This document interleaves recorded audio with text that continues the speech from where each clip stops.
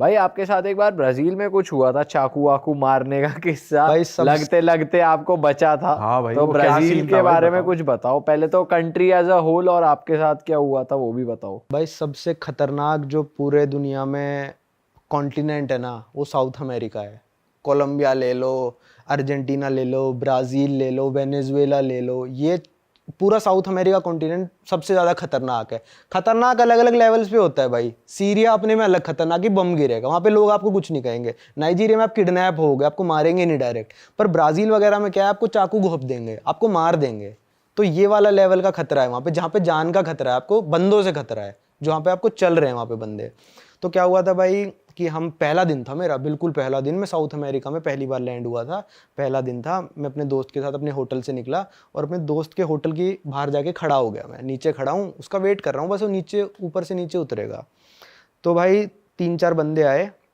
पहले शायद एक बंदा आया था, एक या दो, वो आके पोर्तुगीज़ में कुछ बोलने लगे, वहाँ की लैंग्वेज पोर्तुगीज़ है। तो बोलने लगे तो हमने उसको इंग्लिश में रिप्लाई कर दिया। उसको पता चल गया ये फॉरेनर है, इनको नहीं आती हमारी भाषा, क्योंकि हम थोड़े ब्राज़ीलियन जैसे ही लगते हैं, वो भी थोड़े टैन है, हम भी थोड़े टैन है। तो वो पता करने आया था कि फॉरेनर ही हैं, यहाँ के बंदे हैं। तो उसको पता चल गया कि भाई ये तो हैं फॉरेनर बंदे, इनको लूटा जा सकता है। भाई विदिन ए मिनट, 1 मिनट में वो 3-4 बंदों के साथ आ गया। 2 बंदे हमारे पीछे खड़े हैं, मेरा दोस्त साइड में खड़ा है, 2 बंदे पीछे खड़े हैं, एक बंदा इस तरफ मेरी तरफ, एक बंदा मेरे दोस्त की तरफ। भाई उसने निकाल लिया अपनी जैकेट में से ऐसे चाकू और मेरे को दिखा दिया चाकू। अरे तेरी। ओ भाई मेरी ऐसी फटी ना भाई, क्योंकि मेरे को ये डर नहीं है कि लूट ले भाई, तो क्या लूट लेगा, मेरा 1 लाख का सामान लूट लेगा ज़्यादा से ज़्यादा। पर ये इसने चाकू घोंप दिया तो मैं क्या करूँगा यार, जिंदगी भर वो चीज़ मेरे को हर्ट करेगी कि मेरे यहाँ चाकू घुपा था, शरीर खराब हो जाएगा। मैं डर गया, मैंने कहा हाँ हाँ भाई। वो क्या, वो मेरा फ़ोन ना उल्टी जेब में था, वैसे हम जिस जेब में रखते हैं राइट साइड में, लेफ्ट में था उस दिन। तो क्या वो मेरी ना ऐसे ऐसे जेब ऐसे आके करने लगा, ऐसे ऐसे ऐसे कर रहा है करे जा रहा है, उसको फ़ोन मिल ही नहीं रहा है, मेरी जैकेट पे कर रहा है ऐसे ऐसे। तो उसने फिर दूसरी जेब में हाथ मारना शुरू किया। पहले तो मेरा भी इंटेंशन था कि भाई फ़ोन बचा लूँ अपना, फिर जैसे जैसे चाकू पास आता दिखाना, मेरे को मौत तो दिख फिर रही औकात थी। दिख गई कि भाई नहीं, ये तो मार देगा। तो मैं ऐसे फ़ोन निकाल रहा हूँ, मैंने कहा okay I am giving giving giving, ऐसे निकाल रहा हूँ, पर चाकू पास ही आया जा रहा है यार, रुक ही नहीं रहा है चाकू। मैंने कहा रोक ले भाई, दे रहा हूँ मैं, उसको समझ में नहीं आ रहा। तो भाई मैंने कहा यार ये मार देगा, मेरे को लग रहा है चाकू, मैं इसको फ़ोन दे भी दूंगा। तो थोड़ा सा ही मैंने पुश करा होगा और मैं रोड के उस साइड भाग गया, दूसरी साइड। मेरी एक चप्पल भी उस साइड ही रह गई थी, मैं नंगे पैर खड़ा हूँ वहाँ पे रोड में, दुकान में भाग गया। और दोस्त वहीं खड़ा हुआ है। दोस्त वहीं पे खड़ा हुआ है, वो भी थोड़ी देर बाद भाग ही गया, मतलब 2 सेकंड बाद शायद वो भी भाग गया होगा। दोस्त मेरे को पता ही नहीं चला ना कहाँ गया, मैं अपने हड़बड़ी में रह गया भाई। तो वो बंदे वहीं खड़े होके मेरे को देख रहे हैं चारों, हिम्मत देखो, वहीं खड़े होके देख रहे हैं। इंडिया में ऐसा नहीं करेगा बंदा, वो भी भाग जाएगा भाई। फिर मैंने करा कि मेरे दोस्त ने क्या करा, इनका जाने का वेट करते हैं। हम अपने तीसरे दोस्त जिससे मिलने आए थे ना, उसके होटल में अंदर घुस गए हम। ठीक है, हम वेट करते रहे कि बंदे जा रहे हैं। मेरा दोस्त थोड़ा हिम्मत करके बाहर गया, पहले कहता मैं तेरी चप्पल उठा लाऊं। मैंने कहा साले तू चप्पल पे जान रिस्क पे डाल दे। तो उठा के ले आया, वो कह रहा बंदे चले गए वो। तो हम थोड़े आगे गए, पुलिस वाले खड़े थे, हमने ट्रांसलेट करके दिखाया कि भाई देखो ऐसे ऐसा हुआ है हमारे साथ, और ऐसे ऐसे हम, मेरे को चाकू मारने आ गए यार, तुम कुछ करो। और हमको वो बंदे फिर दिख रहे हैं, उसी चौराहे पे खड़े हैं, वहीं खड़े हैं वो बंदे, मैं पहचान रहा हूँ उसको, जा ही नहीं रहे, पुलिस वहीं खड़ी है। तो पुलिस वाले ने कहा आपको चाकू लगा? मैंने कहा नहीं लगा। कहता आपसे कुछ लूटा पार्टी करी? मैंने कहा नहीं करी। तो कहता किस चीज़ का केस बनाया हम उस पर? हम कुछ नहीं कर सकते, जाओ। क्योंकि वहाँ की पुलिस जो है ना, वो गैंगस्टर से डरती है। वहाँ पे जैसे यहाँ पे स्लम्स होते हैं ना, वहाँ पे कहते हैं फवेला। मैंने फवेला का टूर भी करा था। वो इतना मतलब कंजस्टेड होता है सब कुछ कि आप ढूंढ नहीं सकते कुछ भी। पर मैंने जो फवेले का टूर एक गाइड के साथ करा, पर उस गाइड ने मेरे को एक बात बताई कि आप इस फवेला में आओगे ना, आप अकेले भी आओगे तो भी आपको यहाँ पे कोई टच भी नहीं करेगा और आपसे कुछ छीनेगा भी नहीं फ़ोन। पर आप वीडियो बनाओगे, वो फिर मतलब इरिटेट हो जाते हैं, फिर आपसे कुछ कर सकते हैं। पर फवेला में आपके साथ कोई बुराई नहीं होगी, क्योंकि वो कंट्रोल करता है वहाँ का लीडर। अब फवेला में कुछ भी हो रहा है बुरा किसी के साथ, तो उनको पता चल जाता है इस बंदे ने इसके साथ लूटा पार्टी करी है, तो उस बंदे की क्लास लगा देते हैं वो। पर उन गैंगस्टर से पुलिस डरती है, वहाँ के पुलिस के यहाँ, मतलब वो फवेला के लोग बाहर आके करते हैं बदमाशी, अपने अपने एरिया एरिया में बदनाम नहीं नहीं करते। करते। हाँ।